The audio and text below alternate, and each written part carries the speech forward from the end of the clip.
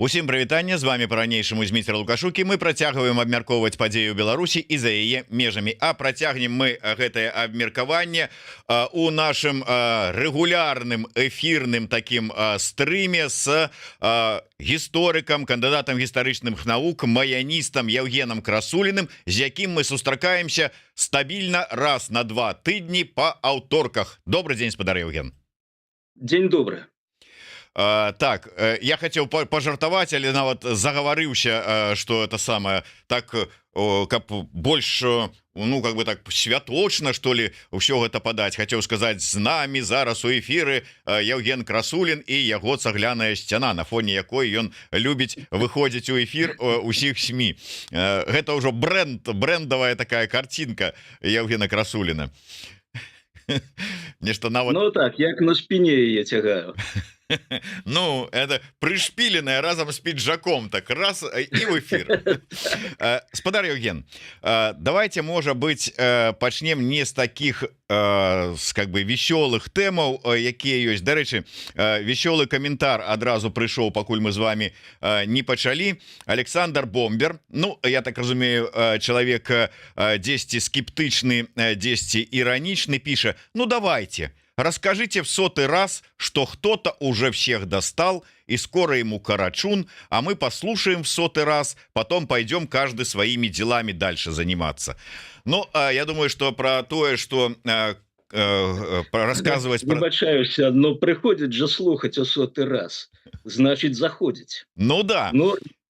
Тым больш, что тое, что дастаў, у 100-й раз мы говорить не будем, тому что гэта ўжо, гэта, как бы, як кажуць, аксіома, якую паўтараць не трэба. Ну, про карачун мы ж все ж таки со спадаром Евгеном не дактары і не шаманы, каб нешта там спрагназаваць ці навесці ці яшчэ што-небудзь. Таму мы будем абмяркоўваць іншыя тэмы, звязаныя з гісторыяй і сучаснасцю. Дарэчы, спадар Евген, все ж таки, паколькі вы маяніст, а маі жылі у Амерыцы, хай все ж таки у паўднёвай, але пытанне датычыцца паўночнай, ну, але Амерыка і Амерыка, спецыяліст по Амерыцы, хай так, что вот давайте и отказывайте.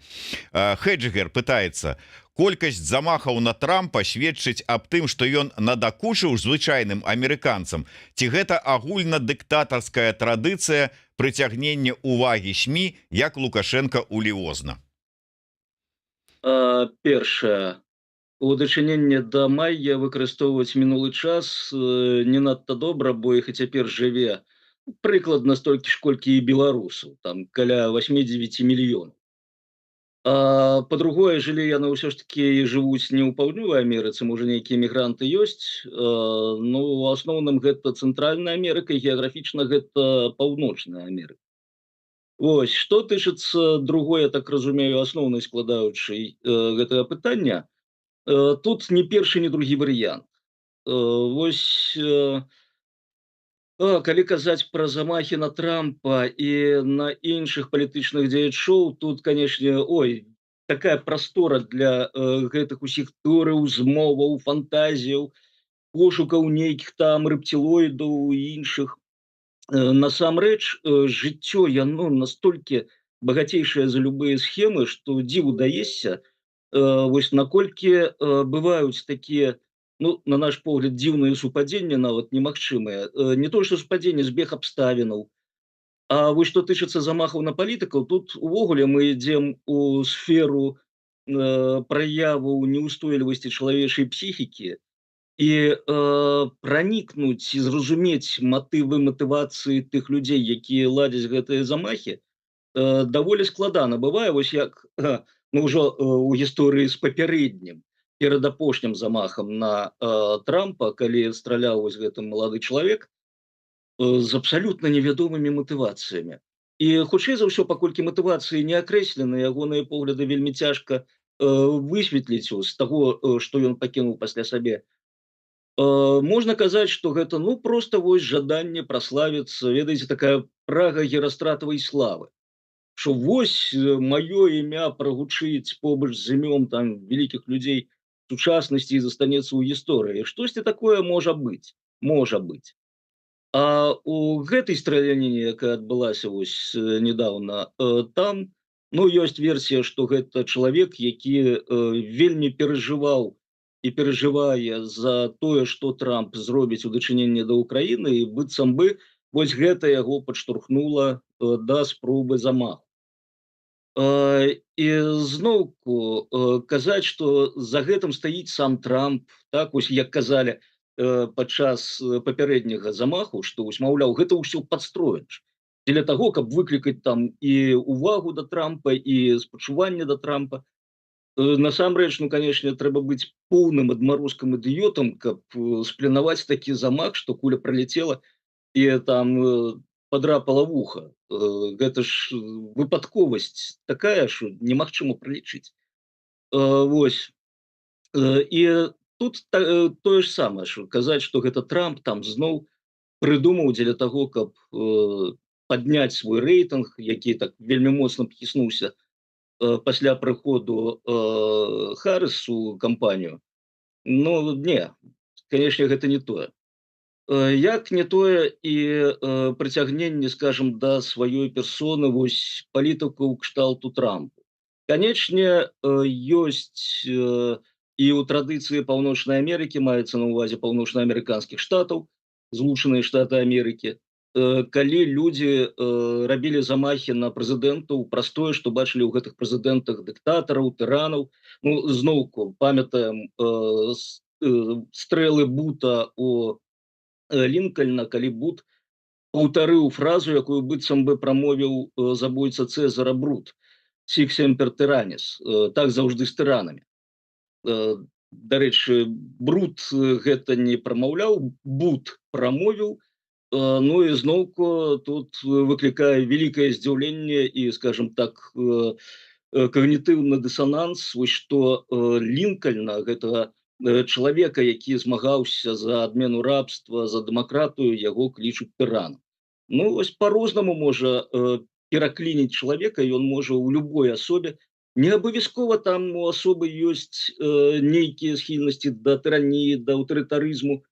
Ну, любога чалавека можа пераклініць, і ён здзейсніць замах. Зноўку Сінза Абэ, яго забілі там увогуле, абвінаваціўшы ў сувязях з нейкай сектай таталітарнай, чаго, канешне, не было ў рэчаіснасці.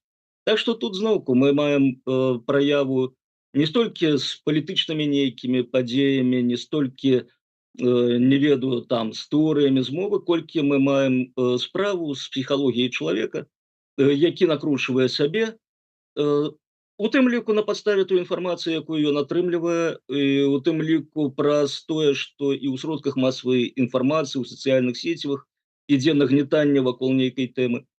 І ўрэшце ягоная псіхіка не вытрымлівае, ён вырашае, што вось снайпер вырутае і Злучаныя Штаты, і Украіну заадно. Што, канешне, абсалютна не так. Ну да, тут, конечно, чалавечы фактор, но тут с аднаго боку чалавек, людзей, которые самі прыходзяць да такой высновы, а калі ўжо вяртацца да пытання, якое нам задалі і дзе праводзяць такія магчымыя паралелі ці пытаюцца пра магчымасць паралеляў с Ліозна, то там как бы, конечно, іншыя фактары і іншыя чалавекі і іншыя мэты. Вось, дарэчы, пра чалавекаў с сітуацыі пад Ліозна. Гэты чалавек, які, як напісаў наш глядач, ужо ўсіх дастаў, но мы про гэта гаварыць пакуль што не будзем, але ён сёння прамовіў: 17 сентября 1939 года осуществилось извечное стремление белорусов жить на своей территории единой семьей в мире и согласии. Ну, далей цитату мы не будем, и про гэты день мы с вами таксама поговорим, але и поздней, але я б хотел зачапиться за словы про спрадвечнае імкненне беларусаў жыць на сваёй тэрыторыі. І вось здавалася, яшчэ нават з часоў савецкага выкладання ў школах гісторыі мы ведаем, што быў у гісторыі Беларусі такі дзеяч Кастусь Каліноўскі, які выступаў супраць царскага рэжыма, за вызваленне беларускага народа з-пад гнёту, за тое, каб беларусы маглі жыць, магчыма, нават на сваёй тэрыторыі і здзейснілі за здзейсненне вось гэтай з прадвечнага імкнення беларусаў жыць на сваёй зямлі змагаўся чалавек, паўстанне падымаў.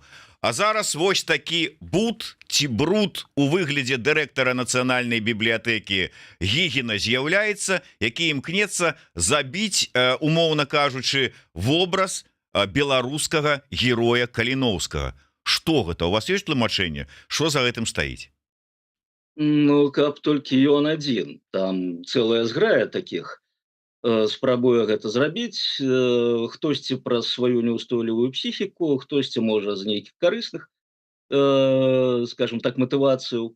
Ось, но што тычыцца вось гэтай спробы забіць Каліноўскага з боку дырэктара нацыянальнай бібліятэкі, там жа ён, падаецца, мне трапляўся на вочы гэты матэрыял, дзе казалі пра гэтае ягонае выступленне, і ён там казаў вельмі цікавую рэч, што Каліноўскі выступаў супраць падмуркаў нацыянальнага духу беларусаў.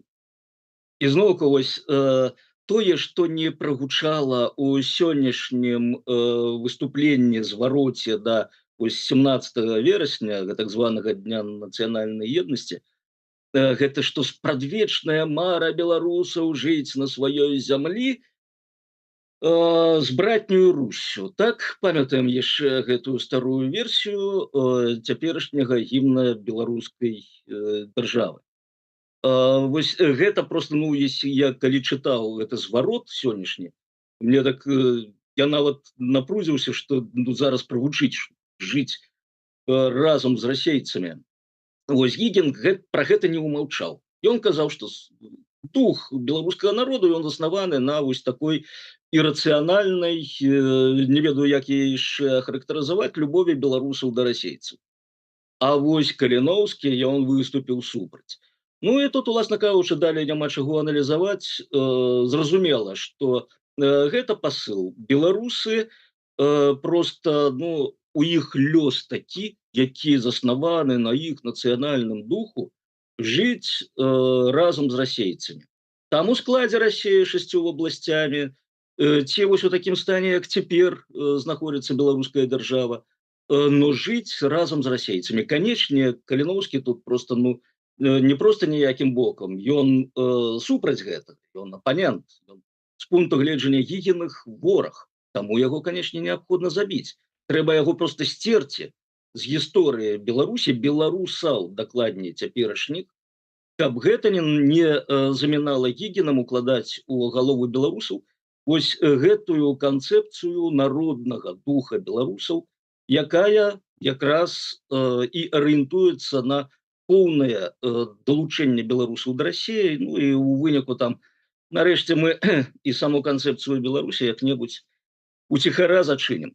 Вось неяк так. Дарэчы, вось гэтая канцэпцыя народнага духу, нацыянальнага характару, ці, як у нас модна казаць, менталітэту, гэта, канешне, страшная рэч, якая, як бачым, даволі актыўна выкарыстоўваецца супраць беларусаў. Увогуле яна, вось мы і нашы даследчыкі, у тым ліку і нашы інтэлектуалы, там актывісты нашы самых розных палітычных сілаў, ды і проста беларусы, яны шмат у чым знаходзяцца ў палоне вось гэтага канструкту, нацыянальны характар, нацыянальны менталітэт.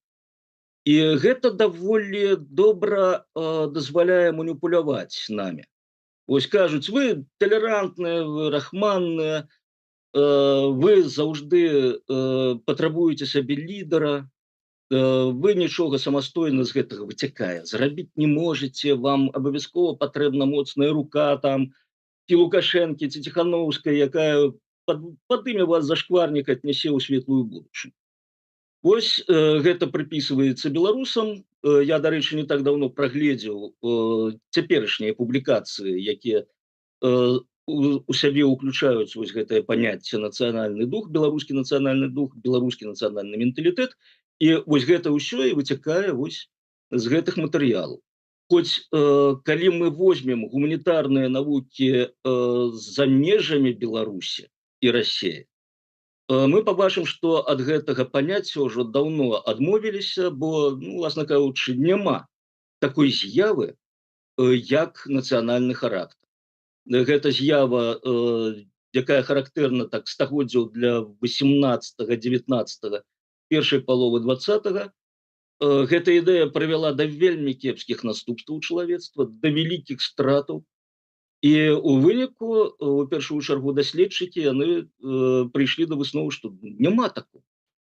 Бо зноўку, калі пачытаць прыхільнікаў гэтай ідэі, вось што кожны народ мае свой характар, як там кожны індывід мае свой характар, так і ў народа ёсць свой характар, нязменны, пастаянны. Э, Гэта не пацвярджаецца даследаваннямі ні гістарычнымі, ні псіхалагічнымі, ні сацыялагічнымі. Но у нас гэта жыва. І жыва зноўку зразумела чаму. Ну, пра гэта можам пагаварыць, калі Да, мы до гэтага вернемся. Я просто хочу, ну как бы мовіць, поставить гэтую, ну можа кропку, шматкроп'я у ситуацию с дырэктарам бібліятэкі і Каліновскім гэтым супрацьстаянні. Слухайте, ну можна было б подумать так, что там хоча сабе Гігін дамагчыся, там выкрэсліць, забіць, знішторыць. Это яго праблемы. Ну хворы чалавек, ну там можа там бацылу рускамірства атрымаў недзе, там заразіла яго якая-нибудь, я не ведаю, девочка с Москвы ці з Пітера. Бывае, з кім не бывае. Ну да яго далучацца там якія-нибудь там палітычны сомелье Шпаковскі, правильно, Скварцоў, там альбо этот вот шаман еўразійства Дермант, про Азаронка Григория там мы вообще не говорим, та самый мальчик с кувалдой, хай себе як хоча. І у вас пазнанне ў гэтай антропалогіі. Ну да, ведаеце, сам вот здзіўляюся, але даводзіцца час ад часу калупаць палачкай вось у гэтых вот субстанцыях, да, гатунках рознага. Да, так вось здавалася б, ну што яны там сабе нешта там вот прыдумляюць, іх праблемы. Скажыце ўсё ж таки мне, як выкладчык даследчыны, гэта можа мець небяспечнасць у сферы гістарычнага выхавання вось новых пакаленняў беларускага народа? Ну, уласна кажучы, так, небяспека такая ёсць, і уласна кажучы, вось тое, як нам выкладалі ў свой час гісторыю, мы ж сутыкнуліся, усе беларусы сутыкнуліся з гэтай праблемай ад пачатку 90-х, што мы не ведаем сваю гісторыю. Ды мы, уласна кажучы, і працягваем не ведаць, што праяўляецца і вось у гэтых непаразуменнях, якія перыядычна ўзнікаюць з нашымі суседзямі. Вось, напрыклад, як гэта самы праславуты літвінізм, які так гучна з'явіўся ў Літве. Уласна кажучы, тут таксама ёсць пэўнае зерне пад гэтай праблемай, і гэтае зерне, яно знаходзіцца ў глебе нашых кепскіх уяўленняў пра нашу гісторыю. І вось гэта, канешне, ну, спачатку павінны ісці нармалёвыя даследаванні, а потым ужо мусіць выбудоўвацца канцэпцыя, якая дазваляе нам не выкарыстоўваць вось гэтае нашае мінулае, як у выпадку там 19-го, пачатку 20-го стагоддзя ў розных народаў, не дзеля канфрантацыі з іншымі народамі, не дзеля пераўтварэння будучыні ў нейкі кашмар, як там дзве сусветныя вайны, а ў штосьці канструктыўнае, узаемна выгаднае, і тое, што робіць камфортным існаванне нас у гэтым свеце, і суіснаванне з нашымі суседзямі, і, уласна кажучы, сумесная праца на агульны росквіт.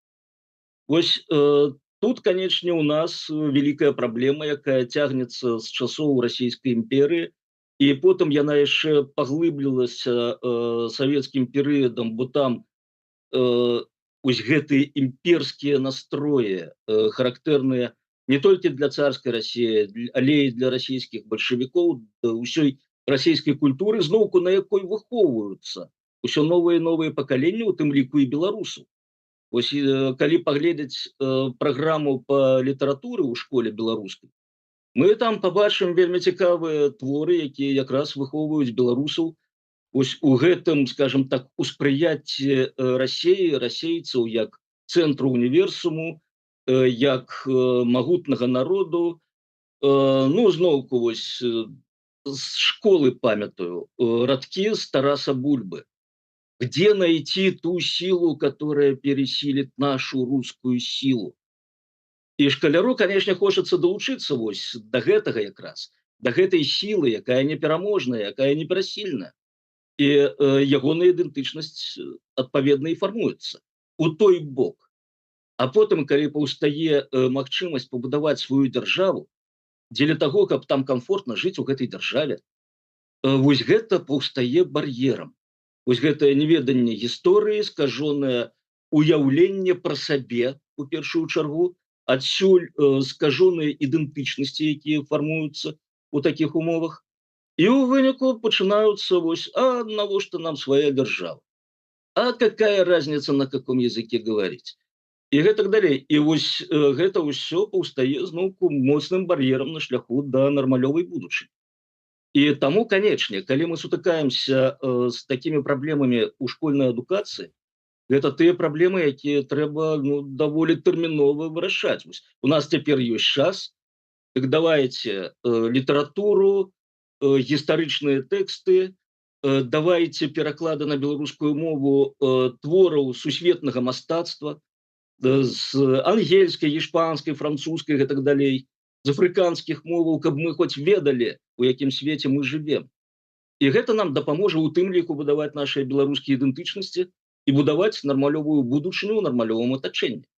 Так што тут так, я згодзін, што калі у гістарычнай адукацыі пачынаюць з'яўляцца вось такія праблемы, там спроба увесці кудысьці ў бок, навязаць вось гэты канцэпт і канструкт нацыянальнага характару, якому уласціва там нейкая вычварэнская любоў да іншага этнасу, гэта ўсё, з гэтым мы будзем мець праблемы. Вот я вас уласна слухаю, кажучы, і са спадчынай дыктатуры. я вас слухаю, спадар Евгений, у мяне терзают смутные сомнения, что вы как бы супраць концепта триадзінава славянского народа, русского, белорусского и украинского. Хотите про гэта паразмаўляць? Да, вот что вас вот на крывую сцяжынку адмаўлення гэтага канцэпта поставила? Ведаеце, дарэчы, вельмі цікавая тэма гэтага трыеднага ці трыадзіннага народу. Вось неяк недавно зайшоў на Вікіпедыю прачытаць артыкул на расійскай мове па Еўхему Карскаму, якога цяпер, падаецца, у Беларусі больш модна называць Евфімій. І там, спасылаючыся на аднаго з беларускіх даследчыкаў, напісана, што Карскі быў прыхільнікам ідэі, што беларусы гэта рускія. Калі пачытаць творы Карскага, асабліва яго гэтае выданне «Беларусы», там так, беларусы гэта рускія, як, уласна кажучы, маларусы гэта рускія і велікаросы гэта рускія. Вось той самы трыадзіны народ, гэта тая канцэпцыя, якая была просто абсалютна пануючай на мяжы 19-20 стагоддзяў. І, канешне, людзі, якія у той час інтэлектуалы, даследчыкі, якія займаліся там этнаграфічнымі, антрапалагічнымі праблемамі, яны непазбежна выказваліся у рамках вось зноўку гэтай канструкцыі. Пры гэтым абсалютна з гэтага не выцякала, што Карскі лічыў беларусаў ідэнтычным велікаросам. Не, якраз уся этнаграфічная літаратура канца 19-го, пачатку 20-го стагоддзя накіравана на тое, каб правесці розніцу. Гэта і Карскія, і Донар-Запольскія, гэта і Кіркор больш ранні. І адсюль зноўку не выцякае, што Карскі ставіў знак раўно. Ён проста дзейнічаў у рамках вось гэтай парадыгмы, што вось маларосы, беларусы, велікаросы. Дарэчы, вельмі цікава, калі пачытаць Кіркора, я тут ужо на днях рэкламаваў гэтае выданне «Жывапісная Расія», том 3, літоўскае Палессе, беларускае Палессе, напісанае якраз Кіркорам. І там ён піша вельмі цікавую такую рэч. Пасля паўстання 1863 году ён адзначыў сярод беларускай інтэлігенцыі такі тренд, што яны пачалі клікаць сабе сапраўднымі рускімі. Што вось, маўляў, мы не беларусы. Кіркор, дарэчы, піша, што гэта штучная назва, навязаная там. І вось гэта інтэлігенцыя беларуская кажа, што мы не беларусы, мы рускія, толькі сапраўдныя рускія, самыя старадаўнія рускія. Не тое, што велікаросы, якія прысвоілі сабе вось гэтую назву.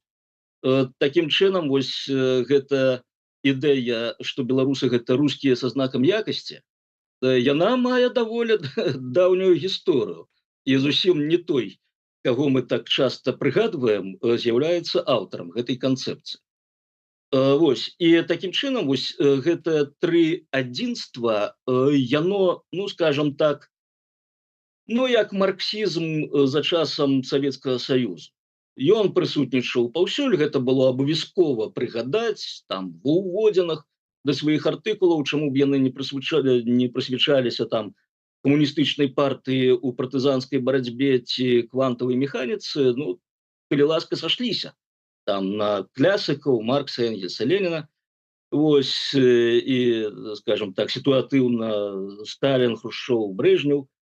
І тое ж самае, вось гэта трыадзінны рускі народ. Ну, такая была вось сітуацыя.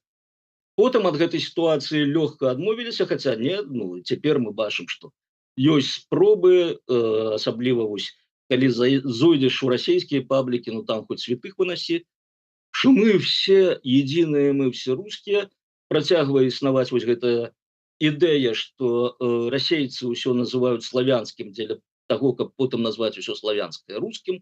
Тут да анекдотаў даходзіць, калі ў сацыяльных сецівах некаторыя пасты пачытаеш.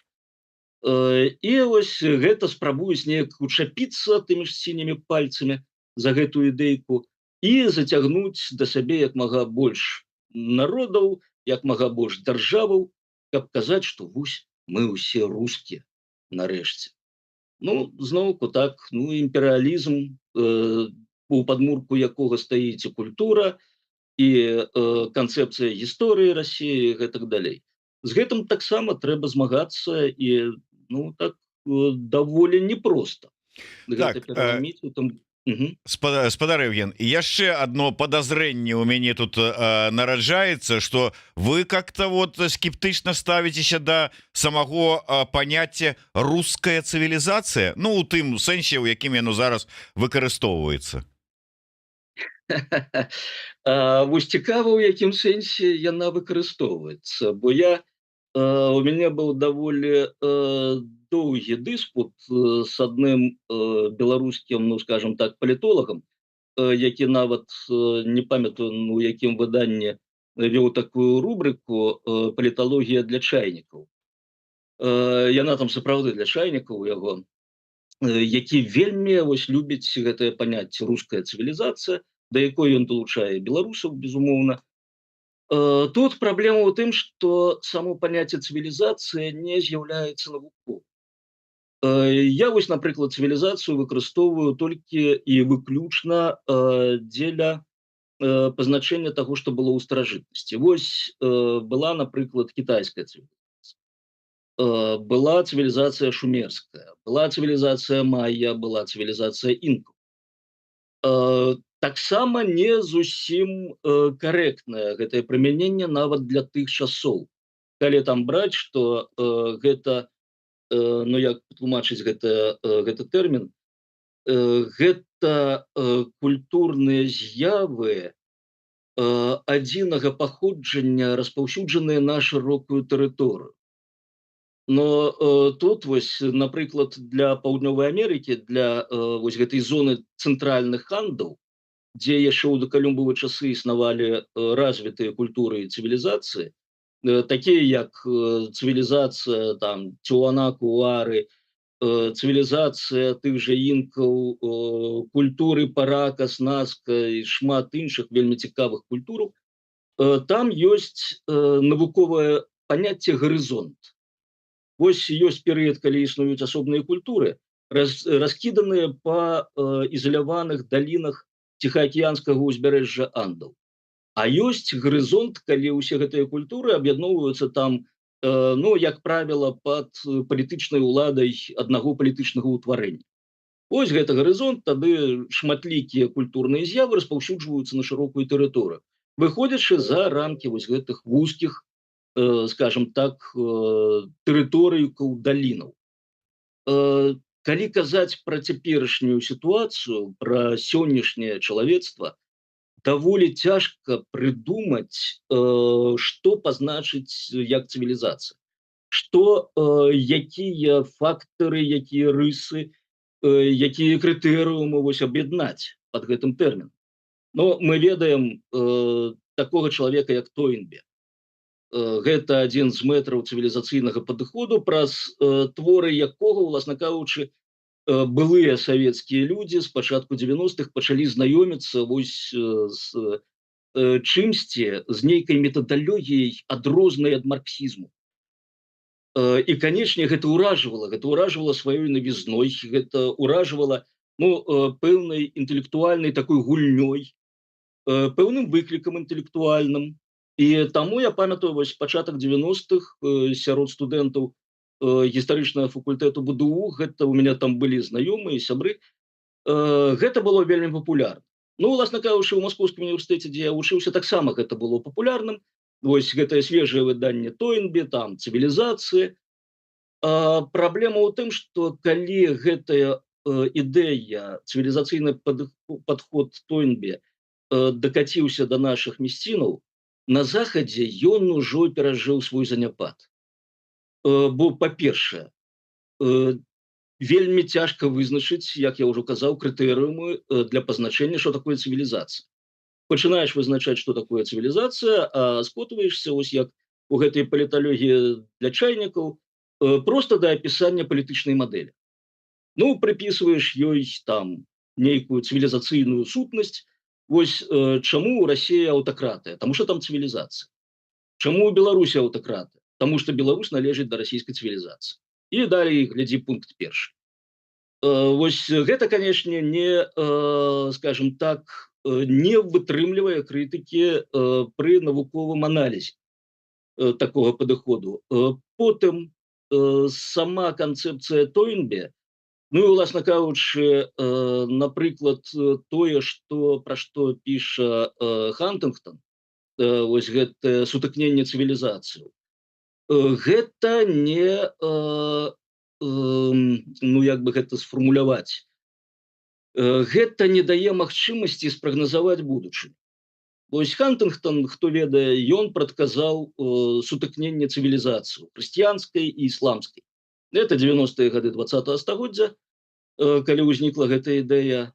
Ну і вось падавалася тады так, што ўсё ідзе да гэтага сутыкнення, вайна з тэрорам, вось гэтыя самыя талібы ў Афганістане, Усама бен Ладен, атака на Нью-Йорк і гэтак далей, ну і ў адказ, там, вайна ў Іраку і гэтак далей. А насамрэч цяпер, калі б Хантынгтон, выбачаюся, ўжо ў горле перасыхае, пачаў бы пісаць ці пісаў сваю кнігу, ён бы напісаў хутчэй, ну, там, сутыкненне заходняй цывілізацыі і кітайскай цывілізацыі. Бо цяпер больш так відавочна чалавецтва ідзе да сутыкнення Кітаю і захаду, у першую чаргу, у асобе Злучаных Штатаў Амерыкі. Вось, ну, далей што будзе праз некаторы час, ну, не ведаю. Можа, будуць казаць пра цывілізацыю афрыканскага вудуізму і сутыкнення гэтай цывілізацыі, ну, не ведаю, напрыклад, з цывілізацыяй даякаў у басейне Індыйскага акіяна. Гэта ўсё, ну, зноўку, мы проста сутыкаемся з нейкай сітуацыяй і пачынаем нацягваць саву на глобус. Вось прыдумываем цывілізацыя, прыгожае слово. І мы кажам, што вось ёсць, напрыклад, цывілізацыя расейская. І тут жа мы ёй зноўку вяртаемся да тэмы менталітэту і нацыянальнага характару. Мы ёй пачынаем прыпісваць вось гэты менталітэт, нацыянальны характар. Прыходзім да высновы: не, расейцам абсалютна чужым з'яўляецца чужой ідэя дэмакратыі, абсалютна чужой з'яўляецца ідэя лібералізму, як чужой яна з'яўляецца, напрыклад, ну, кітайскай цывілізацыі, так? Ёсць жа такое меркаванне, што дэмакратыя, лібералізм — гэта не для Кітаю. Ну, прызнайцеся, ёсць. Пры тым, што я сутыкаўся і размаўляў з вялікай колькасцю кітайцаў, ханьцаў прычым, якія былі абсалютна прадэмакратычныя, абсалютна праліберальныя. І калі вось пачынаеш абшчацца з прадстаўнікамі іншых этнасаў, нацыяў, пачынаеш разумець, што вось у рамках сваёй нацыі ты сустрэнеш куды больш далёкіх і чужых для табе людзей, чым сярод прадстаўнікоў нейкіх іншых нацый. Вось калі я быў у паўднёвай Мексіцы на паўвыспе Юкатан сярод індейцаў майя, юкатэкаў, там увогуле я адчуваў сябе як на глыбочыне. Ось я прачынаўся пад брэх сабакаў, пеўні спявалі, выходжу, прыемныя людзі навокал, адзінае што вось на рагу вуліцаў нашай суседняй стаіць чапік, і там гандлюе мурынка, ну, афрыканка, чорнаскурая, цудоўная, дарэчы, жанчына, вельмі падабаліся мои блакітныя вочы. У тых мясцінах блакітных вачоў не сустрэнеш абсалютна. Вось, і калі ты абшаешся шмат з прадстаўнікамі іншых краін, іншых культураў, іншых рэлігіяў, ты бачыш, што ну няма розніцы.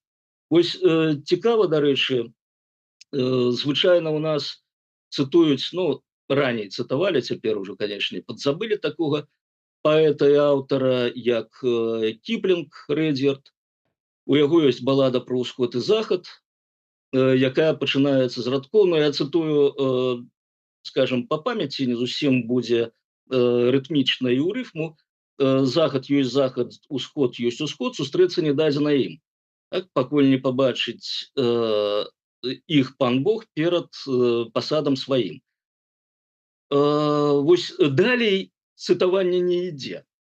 І калі я выкладаў ва універсітэце беларускім, у мяне была тэма семінарскага занятку, я прасіў студэнтаў напісаць эсэ, дзе параўнаць умоўна вельмі чалавек усходу, чалавек захаду. Ну, паколькі я вёў заняткі па гісторыі краін Азіі, Афрыкі, Лацінскай Амерыкі, адпаведна, я вось браў гэтую дыхатамію, якая навязана нам і яшчэ з 19 стагоддзя ва ўсёй той літаратуры, якую мы чыталі ў дзяцінстве, гэта і Майн Рыд, і Бусінар, і хто там яшчэ, шмат каго. І вось я прасіў параўнаць, хоць я цудоўна разумеў, што няма ні захаду, ні ўсходу. Прасіў параўнаць, знайсці, вось чым мы адрозніваемся. І калі студэнты знаходзілі нейкія рысы, а гэта звычайна такія штампы, вельмі распаўсюдныя. Так, ну, заходні чалавек індывідуаліст, усходні чалавек калектывіст, заходні не такі рэлігійны, усходні больш рэлігійны. Усё гэта вельмі проста разбіваецца проста, ну, рэальнымі прыкладамі, і не толькі сучаснасці, але і там сярэдніх векоў, старажытнасці, бо ёсць літаратура, дзе можна пачытаць вось пра светапогляд таго ж мусульманіна блізкага ўсходу 12 стагоддзя. Цудоўная кніга яшчэ аднаго Усамы, толькі не Бін Ладена, а Ібн Мункыза, яна ёсць у інтэрнэце, па-расейску у тым ліку, дзе ён апісвае блізкі ўсход часоў першых крыжовых паходаў, 12 стагоддзя. Ён сам актыўны ўдзельнік, ён быў выцарам мусульманскім, які ваяваў супраць крыжакоў, і не толькі супраць крыжакоў. І ён вельмі цікавае апісанне і вельмі цікавую рэфлексію пакінуў на вось гэтых людзей розных культураў.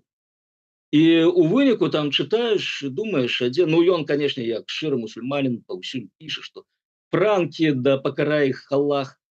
Вось, і пры гэтым у яго даведваешся маса сяброў франкаў, якія яшчэ абараняюць яго ад там не зусім, скажем так, дасведчаных тых, хто прыехаў з Еўропы нядаўна і вось сутыкаецца з мусульманінам і спрабуе яго навучыць праўдзе. І франкі-ветэраны пачынаюць хуценька вучыць гэтага навічка жыццё, што не трэба нікога вучыць. Ты яшчэ пабачыш, якія мусульмане людзі, яны такія ж, як мы. Вось, там, дарэчы, і пра жанчын вельмі цікавыя такія разважанні ідуць у яго. Вельмі, я б казаў, сучасныя, сугучныя сучаснасці. Вось. І калі ты бачыш, што няма розніцы паміж людзьмі, вось гэтымі самымі прадстаўнікамі умоўнага захаду, умоўнага ўсходу, ты пачынаеш лепш разумець, хто ты такі.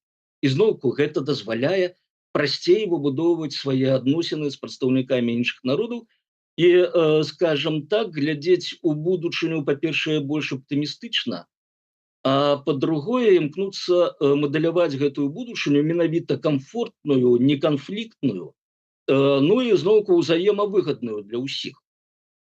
І вось тут якраз, калі ты сутыкаешься, атрымаўшы такі вось бэкграунд сваіх назіранняў і засвойвання інфармацыі з розных крыніц, у тым ліку з жывога абшчэння з прадстаўнікамі іншых нацыяў, ты пачынаеш разумець, што вось паняцце цывілізацыя, яно настолькі састарэла, вось практычна як рэжым Лукашэнкі.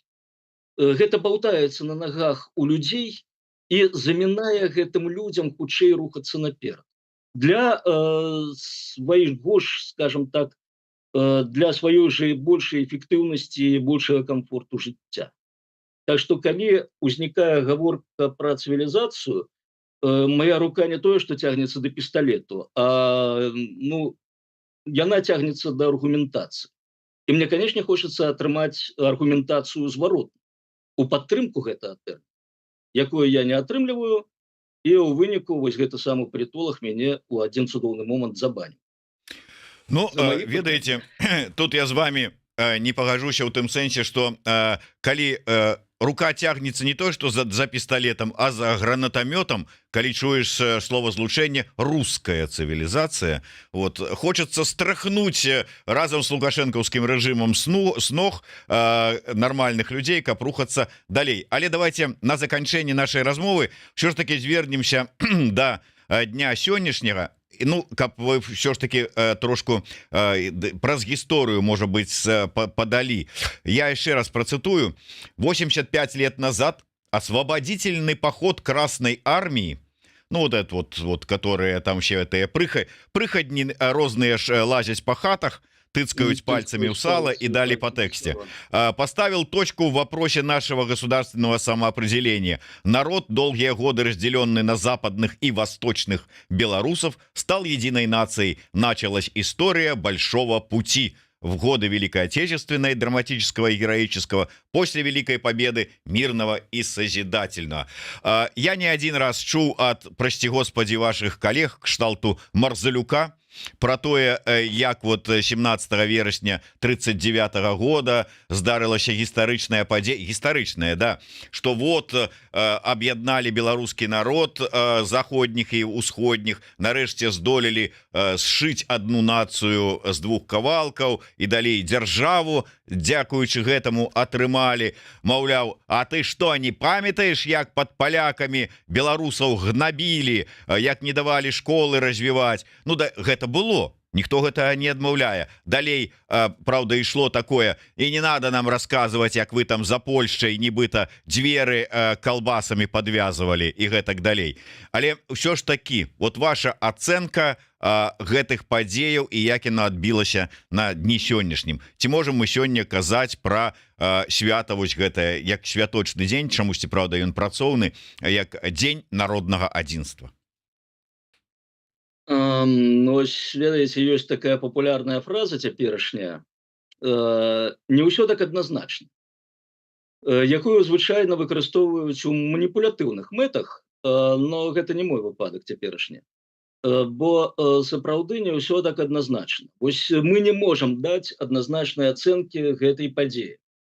Бо тут, уласна кажучы, ну, праўда, што быў тренд на палячванне у міжваенны перыяд у заходняй Беларусі. Дарэчы, гэта добра адчуваецца дагэтуль у Вільнюсе і ў наваколлях. І зноўку, калі мы будзем, ну, адназначна казаць, што гэта жах, вось агрэсія Савецкага Саюзу, удар у спіну ножом, пачатак не столькі вялікага шляху, колькі вялікага тэрору супраць заходніх беларусаў, і гэта сапраўды быў кашмар шмат для каго, для шматлікіх сем'яў. А з іншага боку, сапраўды, но Беларусь-то, скажем так, удасканаліла свае межы этнічныя, будзем так казаць. Хоць для нашага часу, напрыклад, этнічна вось гэтыя палітычныя межы паміж часткамі аднаго народу не заўжды могуць мець драматычны характар. Хоць, канешне, гэта ўплывае, но у той жа Еўропе ёсць шмат прыкладаў, калі частка народу жыве на адной тэрыторыі, а частка народу на тэрыторыі іншай дзяржавы. Но тут ёсць такія інструменты, як правы нацыянальных вось гэтых, ну, будзем казаць, меншасцяў, права на адукацыю на сваёй мове, права на сваю культуру і развіццё гэтай культуры. І вось гэта не так страшна, і калі, скажем, у сярэдзіне 20 стагоддзя была б такая сітуацыя у Польшчы, што вось беларусы могуць развіваць сваю культуру спакойна, там мець свае органы самакіравання, весці адукацыю на сваёй мове без усялякага прыгнёту і ціску з боку тых жа палякаў. Ну, тады можна было больш адназначна разглядаць вось гэтыя дзеянні Савецкага Саюзу і Трэцяга райху па раздзелу Польшчы. Ну, у першую чаргу, канешне, Савецкага Саюзу, які ўвайшоў у заходнюю Беларусь і заходнюю Украіну. Ну, паколькі ўсё ж такі былі тренды на асіміляцыю і беларусаў, украінцаў, гэта ўсё так мае свае адценні. Дарэчы, я ніводнага разу, ну, у меня, канешне, не надта шырокі круг абшэння сярод украінцаў, не чуў такіх вось, ну, скажем так, скаргаў, што заходняя Украіна была ўз'яднанай з Украінскай Савецкай Сацыялістычнай Рэспублікай, і што лепей бы было, каб гэтая тэрыторыя засталася ў складзе Польшчы. Гэта вось уласціва беларусам. Не скажу, што гэта рыса нацыянальнага характару, я думаю, што гэта хутчэй праблемы, ну, зноўку, праблемы, не праблемы, ўспрыяцця кожнага індывідуальна гэтай тэмы. Хтосьці так думае, што ну цудоўна, былі б палякі, разбаўлялі па-польску, ну памяталі недзе ў глыбіні душы, што мы беларусы, можа быць, некаторыя. Затое не было б вось гэтых шматлікіх ахвяраў сталінскага рэжыму. Іншыя лічаць, што не, добра, што, канешне, ахвяры былі, ўсё, і зноўку былі трагедыі, былі вось гэтыя страты маёмасці, гэтак далей, паламаныя лёсы, чым там мільёнаў людзей. Но, тым не менш, у выніку паўстала вось цяперашняя Рэспубліка Беларусь. Што, безумоўна, для беларусаў плюс, усё ж таки. Так што тут вельмі такая неадназначная тэма, і недарэмна за савецкім часам яе не надта любілі, нават за савецкім часам любілі, бо тэма сапраўды неадназначна. І рабіць з гэтага нацыянальнае свята з такой неадназначнай тэмы, ну, зразумела, што гэта не спрыяе адзінству нацыі, за якое быццам бы так вось радзеюць гэтыя самыя агучвальнікі радасцяў наконт падзеяў 17 верасня 1939 года. Ну так, асабліва сёння казаць пра адзінства нацыі асабліва не выпадае, калі да дня гэтага, так бы мовіць, свята вызваляюць палітычных вязняў, тых, якіх самі ж закатавалі, а потым у гэты ж дзень і ў гэты ж час працягваюць хапаць і кідаць за краты новых, ствараючы палітычных вязняў. Таму казаць пра нейкае адзінства я ўжо не кажу пра падзел на вось тых, хто яшчэ застаецца ў Беларусі, і тых, хто у выніку рэпрэсій вымушаны быць з'ехаўшым з... Выбачаюся, я б тут не перабольшваў. Я імкнуся падтрымліваць стасункі з тымі, хто застаўся ў Беларусі. Я не бачу вось таго, пра што пішуць у сацыяльных сеціях і ў сродках масавай інфармацыі. Я не бачу вось вялікіх супярэчнасцяў, якія ўзнікаюць паміж тымі, хто з'ехаў, і тымі, хто застаўся. А я не кажу пра прорву, я кажу пра сітуацыю, вот народнае адзінства, а народ падзелены мяжой. І не можа быць адзін на адной тэрыторыі. Вы ж не хацелі б сядзець зараз вось на фоне гэтай сцяны ў Вільні, а лепш бы былі зараз дома, у Беларусі. Безумоўна. Вот бачыце, і я таксама. Так што я пра гэта маю на ўвазе, як цынічна гучыць святкаванне Дня народнага адзінства на фоне рэпрэсій і на фоне прымушэння людзей да выезду з краіны. Дзякуй вялікі, спадар Евген. На жаль, трэба завяршаць нашу размову. Дарэчы, хочу адзначыць, што ў нас вось зараз больш за 1100 гледачоў было у эфіры, і на гэтым фоне я хацеў бы, можа быць, закінуць такую ідэю для тэмы наступнай праграмы пра папулярызацыю гісторыі там ці іншых вось такіх чыннікаў, бо кажуць, што ёсць праграмы адмысловыя там ці, скажем, іншыя нейкія там відэа, аўдыа з цікавымі такімі спікерамі, але вельмі вельмі мала праслухоўванняў, праглядаў, гэтак далей, не цікава людзям. Так вот, тэма папулярызатарства, адукацыі, ўсяго астатняга, што для гэтага трэба? Вот у нас больш за 1100 гледачоў, а кажуць, а вот такія цікавыя праграмы, а там 300 за некалькі гадоў усяго праслухоўванняў ці праглядаў. Не 1000, а просто 300 там ці 500. І што з гэтым рабіць, ад чаго гэта залежыць? Хаця, можа, гэта і не тэма для такіх сур'ёзных разваг, а можа, для навуковых даследаванняў. Напрыклад. Дзякуй вялікі. Ну, ведаеце, тэма, канешне, цікавая і сур'ёзная. Хоць я не думаю, што мы прыйдзем да нейкага рашэння. Да. У любым выпадку, дзякуй вялікі. Праз тыдзень сустрэнемся ізноўку. Я думаю, тэм хопіць для нашага абмеркавання, і гледачоў, слухачоў таксама хопіць, таму што вельмі шмат каментароў дзякуюць вам за удзел, кажуць, які цікавы госць. Ну, а іншых мы і не запрашаем да нашых эфіраў. Дзякуй вялікі. Евген Красулін, Зміцер Лукашук былі з вами. Жыве Беларусь. Жыве вечна.